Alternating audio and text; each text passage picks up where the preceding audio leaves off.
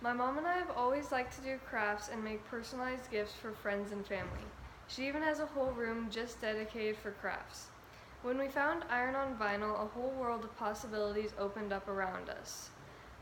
We knew that we could just make everything in our house. We have ironed on to many items such as shirts, blankets, and hats. Our friends and families have appreciated the gifts because they are one of a kind and made just for them. I have made many gifts for family and items for myself using iron on vinyl, and they always turned out great.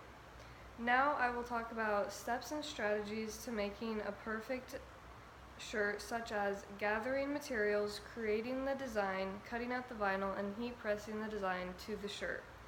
To my first main point, like many projects, let's start by gathering the materials. There are several supplies essential to complete the project. The first item is a computer with Cricut Design Space downloaded to it.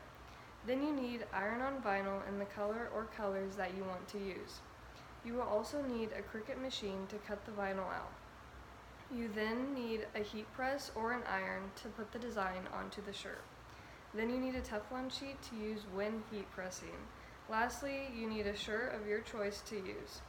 Some of these items are optional, such as tools to weed out the vinyl you won't need, and lining up the design using a ruler. We've collected all the materials we can, so let's focus ourselves to the computer now. The second main point is to create your design. First, think of your own design or one that you want to recreate.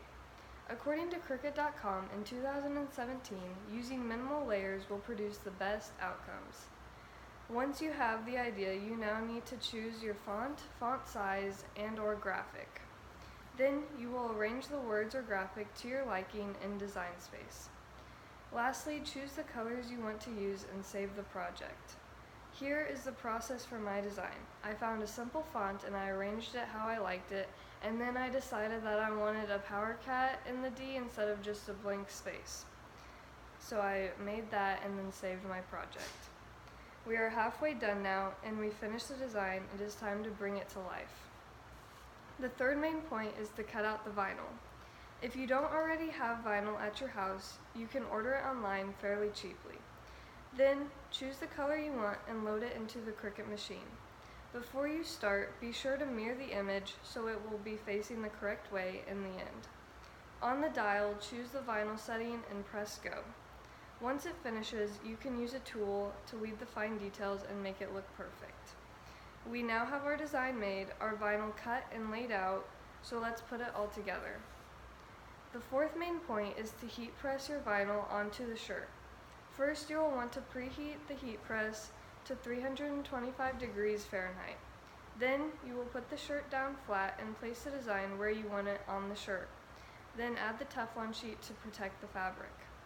Then, push down the heat press and wait 30 seconds to pull up the press back up. According to tshirtprofessional.com, in 2018, it is best to remove the Teflon sheet and peel off the transfer taper when it is still hot. And finally, you can admire the shirt that you just designed. You now have a personalized shirt that was done in 4 steps, so let's review those steps again.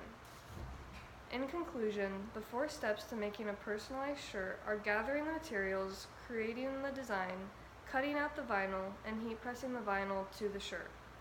I have worn the shirt today to show you the final product, and I hope you were able to understand and someday be able to recreate the process with one of your own designs. Ultimately, there are many ways to create the end product, but following these guidelines will guarantee an amazing result.